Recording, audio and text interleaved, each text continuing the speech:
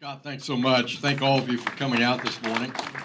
It's a treat to see the Archer Fellows here. We all grew up and loved and admired Bill Archer, one of the great chairs of the House Ways and Means Committee, and his legacy lives on at the University of Texas, and so glad that UT and the Archer Center continue to bring kids and give them an incredible experience here in D.C. So glad you're here today, and always glad to have our friends from Australia here. It's pretty cool when the former Prime Minister is the ambassador to Washington, so you get a twofer there when you stop by.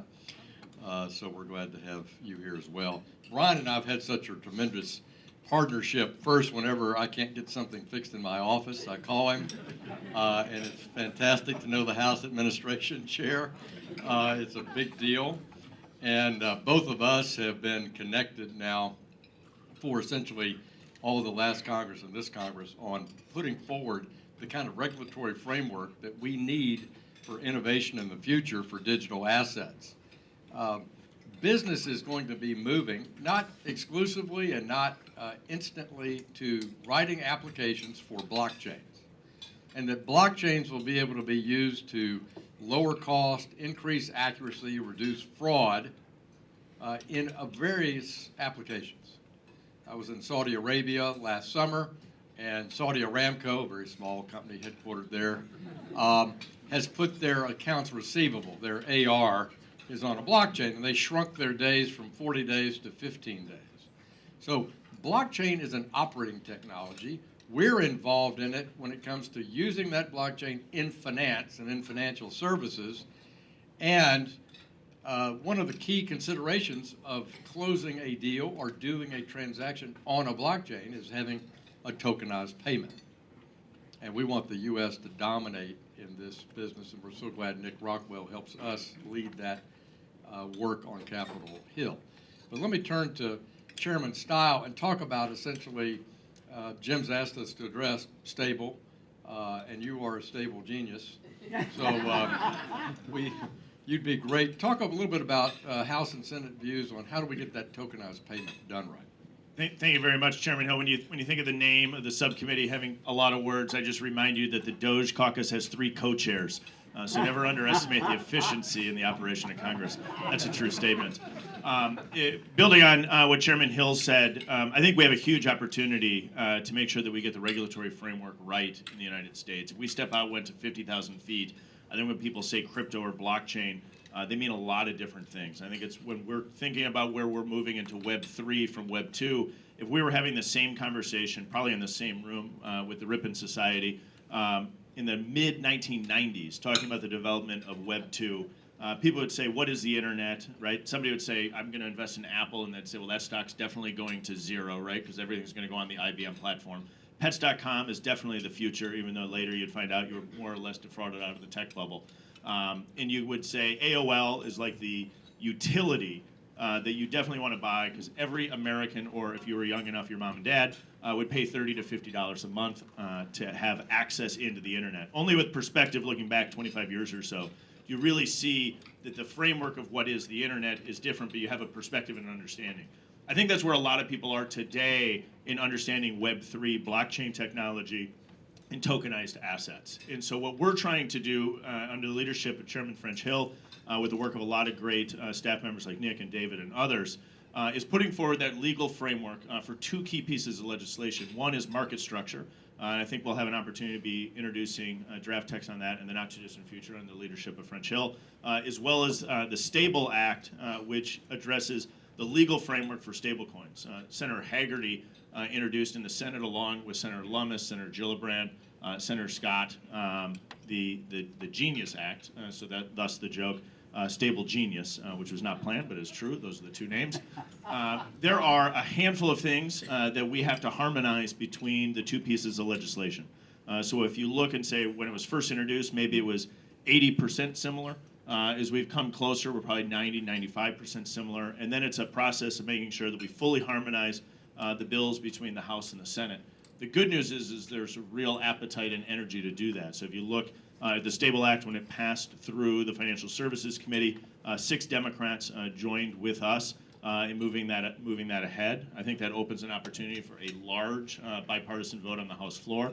And in the Senate markup, the same. They had good Democratic engagement, which I think sets us up for crossing the essential 60-vote threshold and then building on from there. I want to pass it back to you, Chairman Hill. So this is the lay of the land. We think this gives us that gateway in the financial services arena for going to Web3. This facilitates peer-to-peer transactions. It helps focus that you're going to disrupt a corporate network. A corporate network example would be Google or Meta, because they have all your data. They have your essentially intellectual property at their site, and people are going to them. And what a distributed ledger process, which is what a blockchain allows you to do, is that node you control. It's yours. It's your data. You charge for it.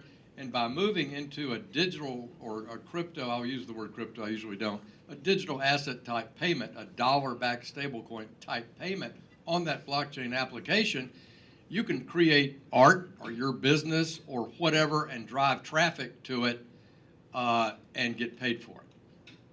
And so in the music industry and in the art industry and in the performing arts and the NIL business, all this is going to be disruptive to sending everybody on a search engine to a big corporate network. And I wanted to make that point. Second final point, then we'll take questions. That dollar-backed stablecoin that Bryan discussed, that the Senate under Bill Hagerty and Tim Scott's leadership with Cynthia Lummis, and then Bryan's leadership here in the House, is that tokenized payment for a bank to issue or a non-bank to issue under the same capital, same regulatory, same liquidity, same oversight guidelines. And we want that to be the best in the world, which is why we're going to get this bill tightened down between the House and the Senate. But if we pass the stablecoin bill only, all you'd have is this thing called a stablecoin. Under U.S. law, I mean, you can do one now under New York state law, but this would give you a federal imprimatur and oversight. But where would you use it? Well, you would still have all the confusion you have today at the CFTC, the SEC, the state regulators, all the federal bank regulators, the foreigners who bank. I spoke to the premier the other day during the IMF meeting from Bermuda, not running for reappointment this year, so he'll be a free agent at the end of the year. But he said, you know, our banks here in Bermuda are famous for their global reach and insurance, and we know that you abandoned SAB, Staff Accounting Bulletin 121, that Gary Gensler did, governing custody of a digital asset. We know you abandoned that. I saw that, yes.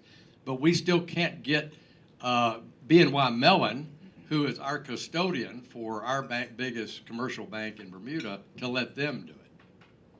So that regulatory clarity is brought about by a law change. And Bryan's going to lead that with Cynthia Lummis and others in the Senate, where we get the market structure bill, I don't want to say simultaneously, but in conjunction with, in this year, my goal is to get both the stable coin legislation and that market structure framework bill both to President Trump's desk by August 1st. Yes, I asked. What are the international implications of this if we were to do a trade agreement with the UK? What would we need to think about? Well, we've had great meetings with Lord Peter here and Rachel Reeves, the Chancellor. The UK wants to have digital assets as a key component part to try to drive business back into the city from the EU. The EU has now defined digital payments and tokenized payments and blockchain over there, but in a typical EU format, it's pretty heavy-handed. It's got that same thematic of you will not invest in fossil fuels, and the same thematic that says we will tell you what's private and what's not private. So that same sort of warm, cozy, loving regulatory environment is also being applied, I think, in the digital space. So internationally, I want us to lead. I want the coders to come back. We lost 17% of people coding in the blockchain application arena, whether they're in California or Austin, Texas, or Little Rock or Milwaukee. They moved offshore in the last 2 years. We want that capital to come back.